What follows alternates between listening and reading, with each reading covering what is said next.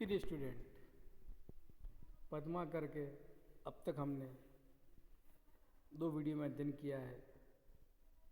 अब हम उसी अध्ययन को आगे बढ़ाते हैं।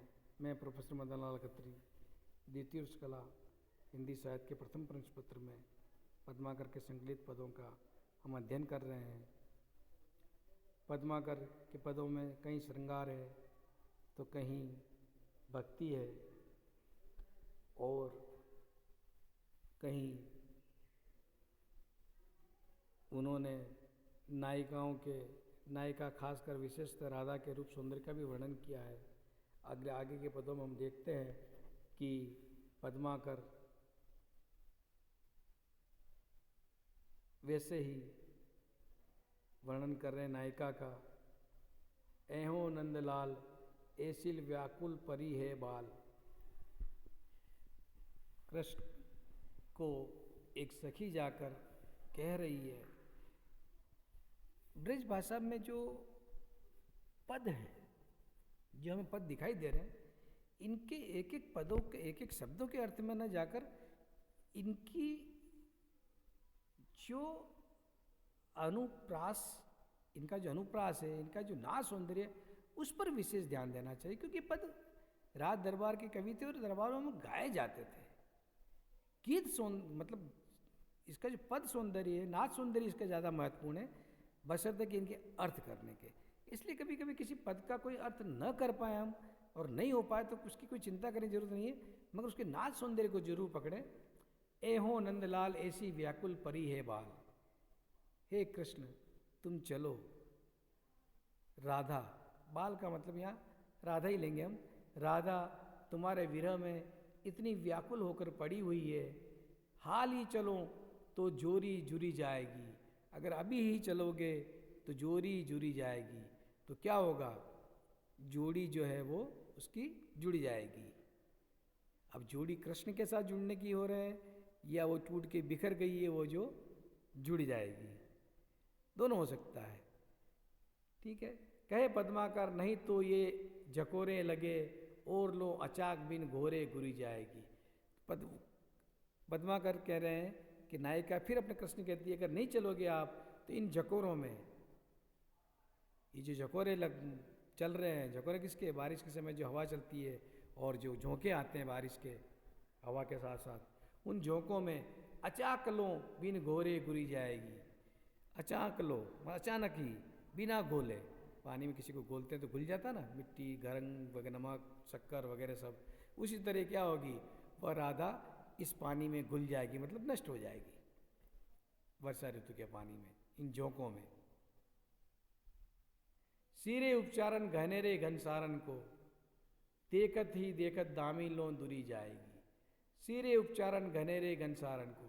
घनसार कपूर को कहते हैं, मतलब उसकी काया को, उसके शरीर को जो विरह में तप रही है, उसको ठंडा करने के लिए कई ऐसे शीतल उपचार किए गए हैं। घनेरे, अनेक से उसको शीतल रखने के उपचार किए गए विरह अग्नि को शीतल करने के। लेकिन क्या है? उसकी विरह अग्नि शांत नहीं हुई है। देखती देखो दामी लो दुरी जाएंगी। देखो अभी इसको तुम, वह क्या होगी? अगर तुम नहीं चले तो वह बिजली की तरह ओझल हो जाएगी। दामिनी बिजली, दूरी छिप जाना, ओझल हो जाएगी। बिजली की तरह, बिजली जैसे चमकती है एक क्षण के लिए और फिर ओझल हो जाती है, उसी तरह वो भी क्या है? जो बाला है, बाल है, राधिका है, वह क्या है? ओझल हो जाएगी, मतलब गायब हो जाएगी। तो ही लग चैन जो लो चेती है न चंद्रमुखी, चेतेंगी तो चांदनी में चूरी जाएंगी। हे श्याम, तो ही लग चैन जो लो चेती है न चंद्रमुखी, तब तक ही चैन मिलेगा, चैन है तुम्हें, जब तक वो चंद्रमुखी राधा या गोपिका, कोई भी कह सकते, हम राधा ही कहेंगे यहाँ, जो राधा अगर होश में नहीं आती है तो तभी तक चैन है। चेतेगी तो चांदनी में चूरी जाएगी। अगर वो उसको होश में आ गई, वो मूर्छा अवस्था से जागृत अवस्था में आ गई, तो इस चांदनी में ही क्या हो जाएगी? चूर चूर हो जाएगी। चांदनी में ही चूर, यानी विरह के कारण चांदनी में ही चूर चूर हो जाएगी। इसलिए कृष्ण तुम ऐहो, जल्दी चलो।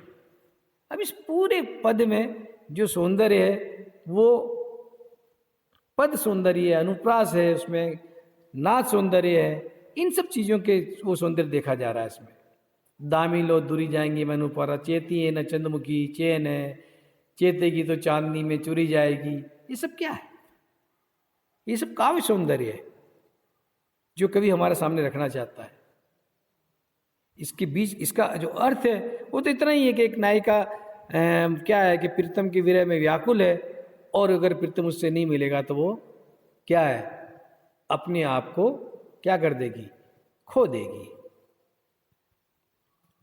अगला जो है वह स्तुति है अगले पद में शिव की।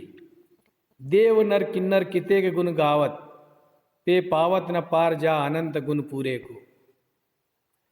देवता, नर, किन्नर और कितने ही महादेव के गुण गाते हैं, फिर भी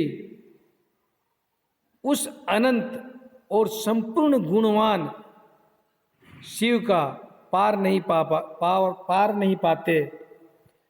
कहे पद्माकर सुगाल के बजावत ही काज करी देत जन जाचक जरूरे को। पद्माकर कह रहे हैं कि सिर्फ मुंह खोलने पर, सुगाल के बजावत ही मतलब गाल बजाना मतलब मुंह खोल देना, सिर्फ मुंह खोलने पर ही वो क्या करते हैं, याचक और जरूरतमंदों के सारे काम, सारी विपदाएं, सारी इच्छाएं पूरी कर देते हैं।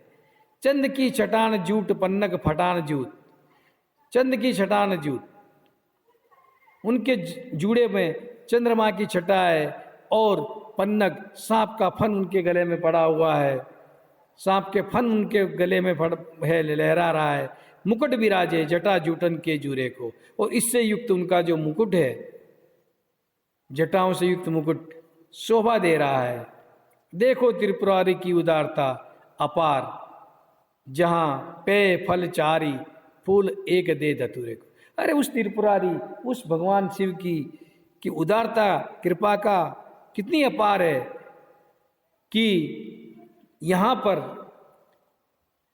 एक धतूरे का फूल उनको चढ़ाकर लोग जीवन के चारों फल, अर्थ, धर्म, अर्थ, काम, मोक्ष और मोह, चारों फल को प्राप्त कर लेते हैं। यहां शिव की स्तुति है।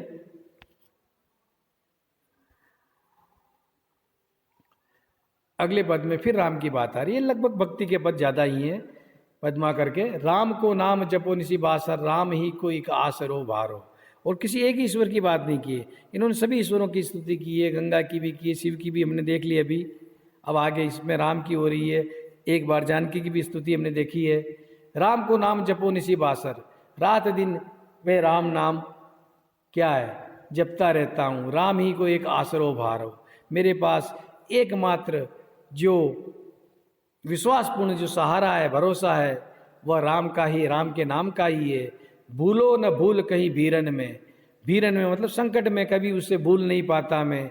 पद्म कर चाहे चितौनी को चारो, और मैं उस राम की कृपा रूपी चारा मतलब कृपा को पाना चाहता हूँ, उनकी दृष्टि रूपी कृपा को पाना चाहता हूँ। चितौनी चारो मतलब कृपा, दृष्टि रूपी कृपा को पाना चाहता हूँ, उन्हें कृपा दृष्टि मुझ पर पड़ जाए। जो जल में जलजात के पात, जिस प्रकार जल में जलजात कमल के पत्ते रहते हैं, रहे जग में त्यों जहान में न्यारो, उसी तरह मैं इस संसार में, इस दुनिया में न्यारा मतलब अलग ही दिखना चाहता हूँ, अलग ही दिखाई देना चाहता हूँ। जिस प्रकार जल में रहते हुए जो कमल का पत्ता सड़ता नहीं हो। आपन सो सुख और दुख दोरी जू, और को देखे सु देखन आरो, मेरे सुख और दुख के लिए दौड़ जाने वाला मतलब दूर करने के लिए दौड़ कर आ जाने वाला ऐसा और कौन है, और को देखे सु देखन हारो, जो इन मेरे दुखों का ख्याल रखे, मेरे दुखों को दूर करने के लिए दौड़ आए, मतलब मेरी दुखों में आवाज़ सुनते ही दौड़ आए। ऐसा कौन सा मेरे दुखों का ख्याल रखने वाला राम के सिवा दूसरा है। भूख लगे तब देत भोजन, प्यास लगे तो पियावन पाने। जब भूख लगती है तो खाना देता है, और प्यास लगती तो पीने को पानी देते हैं। क्यों पद्माकर पीर हरे को सुबीर बड़े बीर देत बखाने। उसी तरह कह रहे पद्माकर कि ये लोगों की, भक्तों की पीड़ा को हर लेते हैं। सुबीर बड़े बीर देत बखाने, और बड़े बड़े जो विरुद्ध गाने वाले, यशोगान करने वाले ऋषि मुनि हैं, इनके वर्णन करते हैं। इस पद में भी राम की स्तुति है। हे हमी मैं हमारो महाप्रभु राम, मेरे प्रभु राम तो मेरे अंदर ही निवास करते हैं।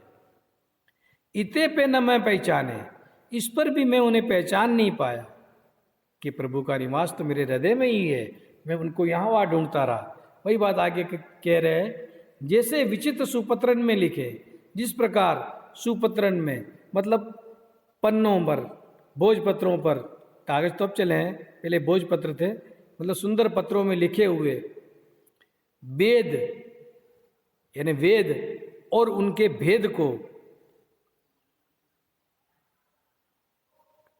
भोजपत्रों में लिखे जाते हैं। उस पुस्तक, उन भोजपत्रों से युक्त पुस्तक भी उसको जान नहीं पाती कि उसके अंदर क्या लिखा है। नहीं, पुस्तक को ये ज्ञान नहीं कि उसके अंदर वेद लिखा है, भले वो वेद की पुस्तक है। तो इस तरह से प्रभु राम भी मेरे हृदय में निवास कर रहे हैं, लेकिन मैं जान नहीं पाया कि प्रभु मेरे अंदर ही हैं। जिस प्रकार पुस्तक उसमें छिपे हुए ज्ञान को नहीं जान पाती, अगर पुस्तक जान पाती तो पुस्तक का ही मोक्ष हो जाता। बड़ा सुंदर वर्णन किया है इसमें पुस्तक को लेकर पद्माकर ने।